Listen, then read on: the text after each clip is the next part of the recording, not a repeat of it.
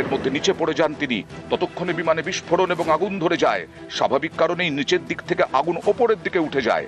বেঁচে যান বিশ্বাস কুমার রমেশ। বিস্ময়কর ভাবে বেঁচে যাওয়া। 20 বছর ধরে ইংল্যান্ডে থাকেন বিশ্বাস কুমার রমেশ। বছর 40-এর এই যুবক ব্রিটিশ নাগরিক সম্প্রতি ভারতে আসেন।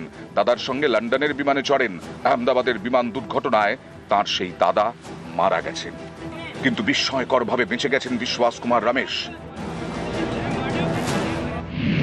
বিশ্বাস কুমার রমেশের সিট নাম্বার ছিল 11A আর তার দাদার 11J। এটি বিমানের ডান দিকে। সেদিকে দেওয়াল থাকায় কেউ বেরোতে পারেননি। বিশ্বাস কুমার রমেশের সিট ছিল বাঁদিকে, এমার্জেন্সি গেটের একেবারে পাশে।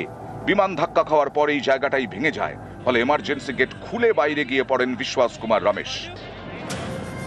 পাঁজর, মুখে এবং চোখে আঘাত লাগে।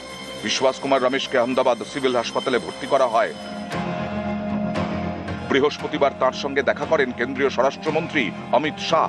শুক্রবার হাসপাতালে গিয়ে তার সঙ্গে কথা বলেন প্রধানমন্ত্রী নরেন্দ্র মোদী।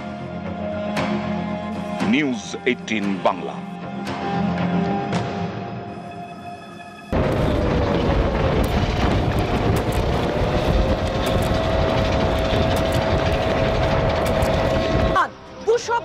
জন যাত্রীকে নিয়ে ভেঙে পড়েছে আহমেদাবাদ লন্ডন উড়ান।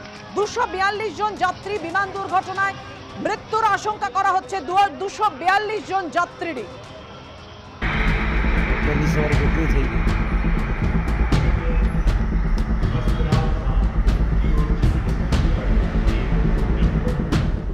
গুজরাতের আহমেদাবাদে ভয়ঙ্কর বিমান দুর্ঘটনা।